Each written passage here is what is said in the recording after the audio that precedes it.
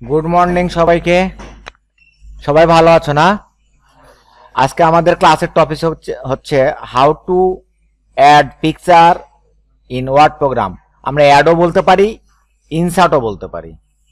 অর্থাৎ আমরা যে ওয়ার্ড প্রোগ্রামে যে ডকুমেন্ট তৈরি করব, অনেক সময় আমাদের পিকচার ইনসার্ট করতে হয় বা অ্যাড করতে হয়। সেটা আমরা কিভাবে করতে পারি? আমরা পিকচার ইনসার্ট করার জন্য প্রথমে যেটা করব সেটা আমরা ইনসার্ট ট্যাবে যাব। ইনসার্ট ট্যাবের আমাদের এখানে ইলাস্ট্রেশন একটা গ্রুপ, এটা হচ্ছে গ্রুপ নেম। এখান থেকে আমরা পিকচার একটা অপশন আছে, পিকচার আইকন। এখান থেকে আমরা ডকুমেন্টে যেই পিকচারটাকে আমাদের ইনসার্ট করার প্রয়োজন হবে, যেমন আমি যদি বলি এই অ্যাপেলের ছবিটা নিতে হবে, সিলেক্ট করে ইনসার্ট, তাহলে আমার ডকুমেন্টে আপেলের ছবিটা ইনসার্ট হয়েছে। এখন বিষয়টা হচ্ছে আমরা যখন পিকচারটাকে ফরহেড অ্যারো যখন আসছে, যখন সিলেক্ট করছি, তখন এইখানে একটা লেআউট অপশন আসে। এই অপশনটার নাম কি? লেআউট। এখন আমরা এই পিকচারটাকে শুধু কমান্ড দিয়ে সেন্টার, লেফট, রাইট, মিডিল এতটুকু করতে পারবো, বাট ড্রাগ করে মুভ করতে পারবো না। এই জন্যই মুভ করতে পারবো না, কারণ এটা একটা লেআউট আছে। এখন আমরা যতক্ষণ পর্যন্ত মুভমেন্ট করার লেআউট না চেঞ্জ করে দিব, ততক্ষণই পিকচারটাকে আমরা যে কোনো জায়গায় মুভ করতে পারবো না। লেআউট চেঞ্জ করার জন্য আমরা এখানে একটা ক্লিক দিব। এখানে উইথ টেক্সট র্যাপিং একটা অপশন আছে।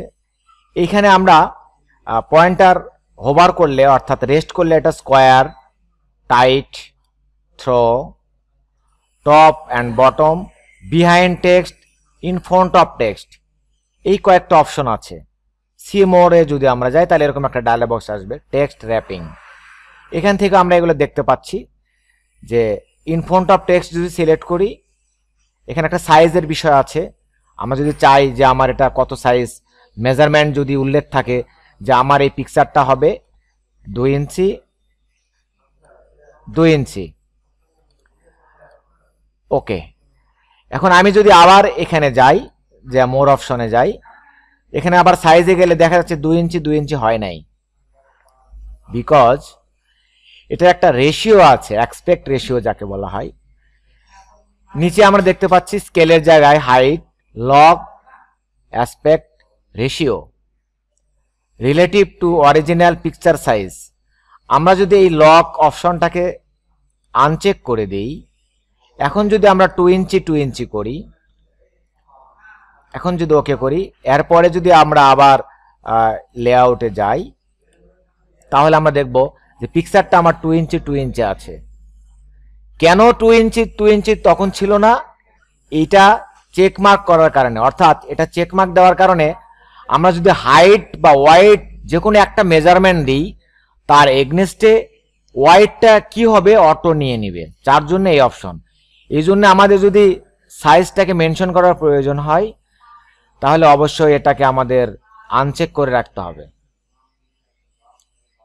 এটা গেল আমাদের একটা পিকচার ইনসার্ট করা। এখন আমি এই যে আমি চেঞ্জ করে দিলাম লেআউট, পিকচার লেআউট চেঞ্জ করার কারণে আমি ডকুমেন্টের যে কোনো জায়গায় ফরহেড অ্যারো দিয়ে এটাকে মুভ করতে পারছি, এটাকে রিসাইজ করতে পারছি, ডায়াগোনালি, এটা হচ্ছে পরে হরিজেন্টালি, এটা ভার্টিক্যালি, এটা ডায়াগোনালি চেঞ্জ করতে পারছি। আচ্ছা, এছাড়া পিকচারের একটা কন্ট্রাকচুয়াল ট্যাব আছে, যেটাকে আমরা পিকচার টুলস বলি। ফরম্যাট, এটা একটা ট্যাব। এটা পিকচার সিলেক্ট না করলে এই ট্যাবটা আসবে না। যখন আমরা পিকচার ইনসার্ট সিলেক্ট করব, তখন আমাদের এই ট্যাব আসবে। এখান থেকে আমরা এই পিকচারটাকে আমরা বিভিন্ন ইফেক্ট ইউজ করতে পারি। আমরা এটাকে আমরা বর্ডার সহকারে, ফ্রেম, রাউন্ড যদি মনে হয়, বিভিন্ন রকমের ডিজাইন করে আমরা এখান থেকে পিকচারটাকে আমরা ইউজ করতে পারি। এইটা গেল আমাদের। তাছাড়া এখানে আমাদের পিকচারের আরো অপশন আছে, যে আমার এখানে বর্ডার থাকবে কিনা, এখানে বর্ডার আছে যে আমরা কি ধরনের বর্ডার ব্যবহার করব।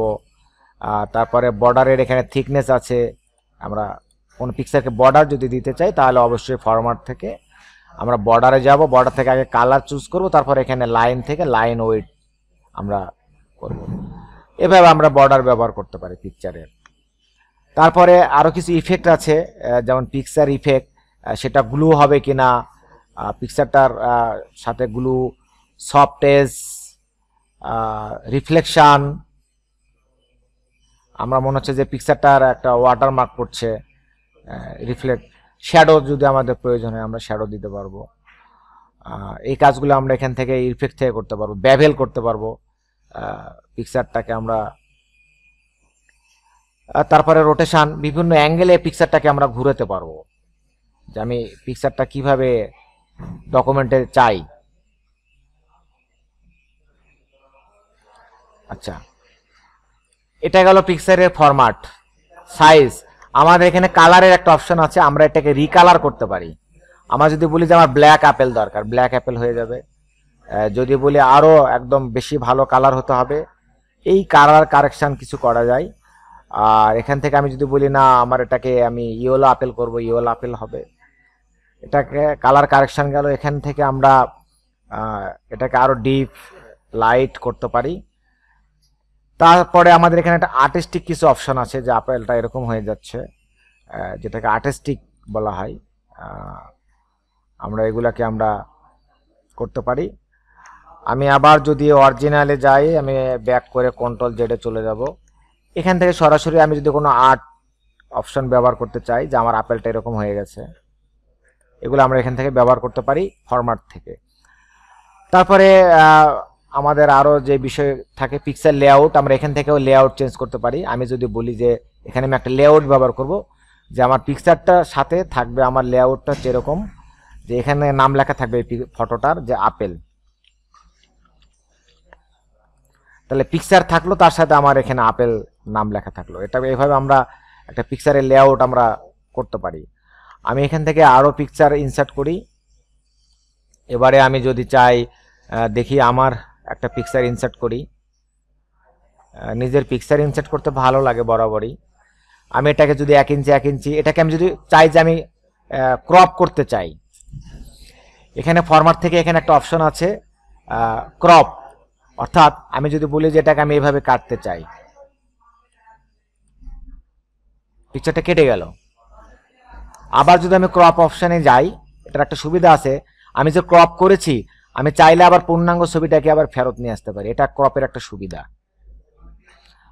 হ্যাঁ, আমি নিচের দিকে যদি ক্রপ করতে চাই, এখান থেকে ক্রপ, আমি এখান থেকে জাস্ট এই পর্যন্ত নিতে চাই, ইন্টার, আমার পিকচারটা ক্রপ হয়ে গেছে। আমি যদি কখনো চাই আমার ক্রপ করে ডকুমেন্টে আমি রাখলাম, আমি যদি আরো ক্রপ করি, আমি যদি বলি যে না আমার ওই অংশটাকে আবার নিয়ে আসতে হবে, আমার এই পর্যন্ত চাই, সম্ভব। এটা গেল ক্রপ অপশন। আর একটা অপশন আছে এখানে অ্যালাইন, তারপরে আরেকটা অপশন আছে, এখান থেকেও আমরা মেজারমেন্ট চেঞ্জ করতে পারি। এই যে ওই একই টুলবার আসবে, গ্রুপ আইকনে ক্লিক দিয়ে এটা ক্রপ, রোটেট করা যায়, আমরা রোটেট করতে পারি, পিকচারটাকে আমরা রোটেট করতে পারছি শেপের মতো, রোটেট। আপাতত এতটুকুই যদি আমরা জানি। তারপর এখানে পজিশন, আমি যদি এই পিকচারটাকে কোনো ডকুমেন্ট আমি সাপোজ কপি করলাম, আমি এইখানে একটা আমি বোনাস একটা কাজ দেখাবো, যে আমি এখানে টেক্সট আমার লেখার সময় না, আমি এখানে টেক্সট অ্যাড করতে চাই, ইকুয়াল, হ্যাঁ, রান, আমি এখান থেকে ব্র্যাকেট দিয়ে দিলাম, অটোমেটিক আমার টেক্সট যোগ হয়ে যাবে। আমি সবগুলো সিলেক্ট করে আমি এখান থেকে বিফোর লেখার সাইজটা 14 করে দিব, তাহলে আমার দেখো এখানে অটোমেটিক আমার টেক্সট লিখতে হলো না, অনেকগুলো টেক্সট চলে আসলো। তাহলে কমান্ডটা কি? হ্যাঁ, তাহলে আমাদের অটোমেটিক চলে আসবে। এখন আমি যদি এটা বাদ, আমি এখানে আমার পিকচারটাই আমি আবার অ্যাড করব, ইনসার্ট থেকে পিকচার, আমার রাউন্ড একটা পিকচার আছে, সেটা ডাউনলোডের মধ্যে, আমার এই পিকচারটা 2009 সালে, অনেক বড় পিকচার, আমি এটাকে এখন সাইজ 1 ইঞ্চি 1 ইঞ্চি করে দিব। 1 ইঞ্চ ট্যাব দিলে পরের অপশন সিলেক্ট হবে, এখানে 1 ইঞ্চ ইন্টার। তাহলে আমার পিকচারটা কিন্তু এখন এটাকে র্যাপিং করে দিতে হবে। আমি র্যাপিং করে দিচ্ছি এখানে স্কোয়ার র্যাপিং করার পরে আমি যদি এখানে পিকচারটা রাখি অটোমেটিক লেখাটা কি হচ্ছে, সরে যাচ্ছে। আর যদি আমি এখান থেকে যদি লেআউট আমি যদি বিহাইন্ড টেক্সট করি তাহলে টেক্সটের পিছনে যাচ্ছে। আবার যদি লেআউটে আমি যদি বলি ইন ফ্রন্ট অফ টেক্সট, তাহলে টেক্সটের উপরে আসছে। কিন্তু আমি যদি পিকচারটা এখানে সেট করতে চাই তাহলে অবশ্যই আমাকে লেআউটটা টাইট করে রাখতে হবে। এখানে আরো একটা অপশন আছে যেটা আমরা ফরম্যাটে গেলে পাবো, পজিশন। আমি ডকুমেন্টে কোথায় পিকচারটাকে চাচ্ছি অটোমেটিক সেই জায়গাগুলো কিন্তু আমরা এখান থেকে সিলেক্ট করে নিতে পারি। এছাড়া আমাদের এখানে আরো কিছু অপশন আছে, অ্যালাইন আছে। আমরা যদি বলি যে সেন্টার, লেফট অ্যালাইন, আমরা যদি বলি সেন্টারে যাবে, আবার সেন্টারে যাবে ডকুমেন্টের। এটা আমি যেখানে এখানে নিয়ে যাবো, এখন মুভ করতে পারছি ডকুমেন্টের মধ্যে পিকচারটাকে আমি মুভ করতে পারছি। এখন যদি আমি বলি যেখানে র্যাপ টেক্সটের যে অপশনগুলো ছিল, আর একটা অপশন আছে যে এডিট র্যাপ পয়েন্ট। এখানে দিলে আমার এটাকে আমি মানে অনেক কনজাস্টেড করে আমি পিকচার লেখাগুলোকে আমি এখানে সেট করতে পারবো। কোথা থেকে, যখন আমরা এটা সিলেকশন করলাম, এখানে গেলাম র্যাপ টেক্সটের এডিট র্যাপ পয়েন্ট, এখান থেকে আমরা ইচ্ছা করলে এগুলোকে আমরা ছোট করে লেখাগুলোকে আমরা কি করতে পারছি, অ্যাডজাস্ট করে দিতে পারছি সুন্দর করে। জাস্ট আমাদের এইটুক ছবি সেট হয়ে গেল। এভাবেও আমরা একটা পজিশন মেক করতে পারি ডকুমেন্টের মধ্যে। তাছাড়া এখানে একটা অপশন আছে ছবিটাকে রোটেট করার জন্য, সেটা rotate 90 degree, rotate left 90 degree, vertically আর হরিজেন্টালি, এগুলা আমরা রোটেট করতে পারি। এই ছিল মোটামুটি একটা ডকুমেন্টকে পিকচার অ্যাড করা। এছাড়া আমরা নর্মালি আমরা ম্যানুয়ালি রোটেট করতে পারি। তাহলে আমাদের ডকুমেন্টের মধ্যে কোথাও যদি ছবি বা ডকুমেন্টের উপরে যদি কোথাও ছবি আমাদের নিতে হয়, আমরা এইভাবে নিতে পারি। এই হচ্ছে আজকে আমাদের। আর বোনাস টিপ হিসেবে আমি যেটা দিলাম, আমার ইকুয়াল আরো আছে লরেম। এই লরেম ব্র্যাকেট ক্লোজ হবে, এটা একটা যে আমার এখানে টেক্সট অ্যাড হবে। আমার যদি লেখার প্রয়োজন না হয়, লরেম একটা, আর আরেকটা দিলাম র্যান্ড, ইকুয়াল র্যান্ড দিয়ে ব্র্যাকেট। তাহলে কি হবে, অটোমেটিক টেক্সট ডকুমেন্টে চলে আসবে। এটা আজকের আমার বলেছিলাম যে বোনাস দুটো টিপস দিব। অনেকে লেখার জন্য অনীহা, প্যারাগ্রাফ তৈরি হচ্ছে না। যদিও আমি লেখার জন্য এনকারেজ করি, আমি এগুলো শিখাই না, কারণ এটা শিখাইলে অনেকে লেখার প্রতি অনীহা চলে আসে। বাট ডকুমেন্টটা তো অ্যাপ্লাই করে দেখতে হবে, আমি পিকচারটা আমি এখানে আমার মুভমেন্ট করে দেখতে হবে, এই জন্য তো জরুরি আমার টেক্সট দরকার। তবে এটা যত পারো অ্যাভয়েড করবা।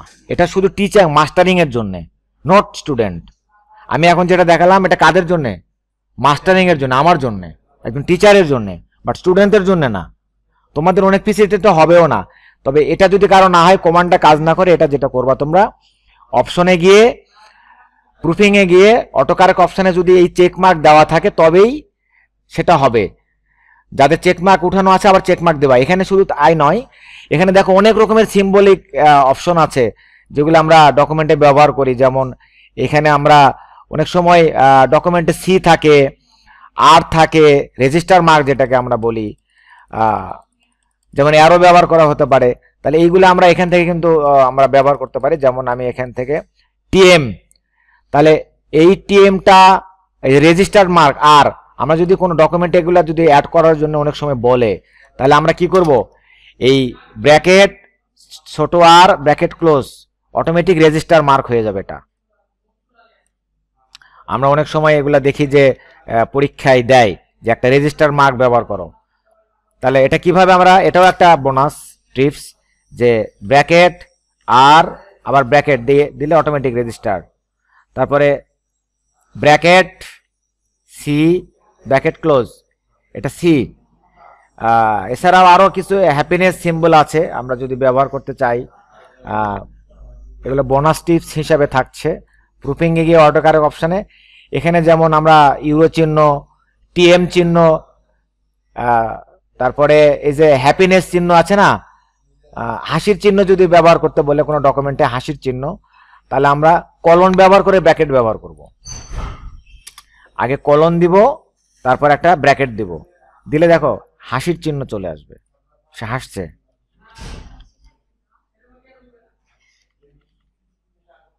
হ্যাপি, তাহলে হ্যাপি সাইনটা আমরা অ্যাড করতে পারছি। এগুলো বোনাস টিপস, তোমরা দেখে নিবা যেগুলো প্রয়োজন হবে। আমি বারবার একই কাজ করছি। অটোকার্ক অপশানে গিয়ে এইখানে দেখো অনেক সিম্বল আছে। কারো অ্যারো ব্যবহার করার প্রয়োজন হলো, তাহলে অ্যারোটা আমরা কিভাবে ব্যবহার করব? আমরা যখন অ্যারো ব্যবহার করার প্রয়োজন হবে, তাহলে আমরা এখানে একটা অ্যাঙ্গেল ব্যবহার করব। অ্যাঙ্গেল ব্যবহার করার পরে এই দুটো ডট দিলে অটোমেটিক অ্যারো হয়ে যাবে। আমরা যদি এই অ্যাঙ্গেল ব্যবহার করি, তারপরে আমরা যদি দুটা দিলে হবে না, অ্যাঙ্গেলের ভিতরে এখানে, তাহলে অ্যারো হয়ে যাবে।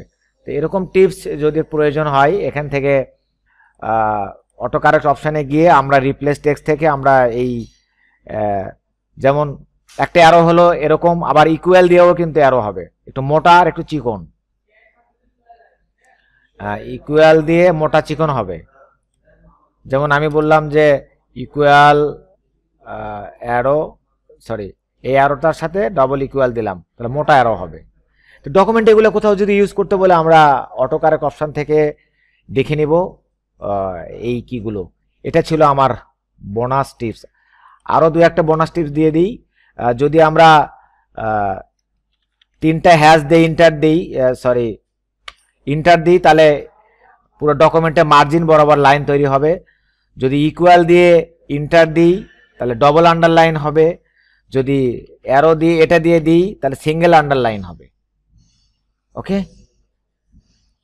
আর এগুলাকে ডিলিট করা কিছু না, সামনে রেখে ডিলিট কি চাপলেই ডিলিট হয়ে যাবে। এই অ্যারোগুলো যেটার আমি সামনে রাখবো, রেখে ডিলিট চাপলেই ডিলিট হয়ে যাবে। আর এগুলা বোনাস টিপস আপাতত, এগুলো মাস্টারিং এর জন্য, নোট ফর স্টুডেন্ট। তারপর আমি দিলাম, কারণ আজকে ছোট ক্লাস ছিল পিকচার ইনসার্ট করা। ঠিক আছে, পিকচার ইনসার্টে রিমুভ ব্যাকগ্রাউন্ডটা এখানে আসলে ওরকম ভাবে প্রফেশনালি রিমুভ ব্যাকগ্রাউন্ড কাজ করে না। তারপর আমি একটু দেখিয়ে দিচ্ছি। যেমন আমি ইনসার্ট পিকচার, আমি ব্যাকগ্রাউন্ড আলা একটা পিকচার নেই, পিকচার থেকে আসলে এটা ব্যাকগ্রাউন্ড রিমুভ করার জন্য নয়। তারপরও কোনো পিকচারের যদি ব্যাকগ্রাউন্ড থাকে, এরকম পিকচার, পটলের একটা ব্যাকগ্রাউন্ড আছে, আমি এই ব্যাকগ্রাউন্ড এখানে রিমুভ ব্যাকগ্রাউন্ড অপশানে যাওয়ার সাথে সাথে আমার এই পটলটাকে সে ধরে নেবে। সেটা যদি সলিড কালার হয় তাহলেই প্রযোজ্য। আমি এই পটলটাকে এখানে, যেহেতু আমার আরও সামনে পটল আছে, জাস্ট আমি এতটুকু করে দিলাম। এটা শুধু সলিড ব্যাকগ্রাউন্ড থাকলে একটা পটলকে ব্যাকগ্রাউন্ড রিমুভ করা যায়, মাল্টি কালার হলে এটা ডিফিকাল্ট। বাস, এখানে আমি কিপ চেঞ্জ করে দিব, তাহলে আমার পটলের ব্যাকগ্রাউন্ড চলে যাবে। তো আমি আবারও বলছি, only for solid colour. Solid colour mean one colour. ঠিক আছে, তাহলে আমার এখানে এমএস ওয়ার্ড দিয়েও আমরা ব্যাকগ্রাউন্ড রিমুভ করতে পারছি। সেটা শুধু সলিড কালারের ক্ষেত্রে প্রযোজ্য। ঠিক আছে, সবাইকে ধন্যবাদ।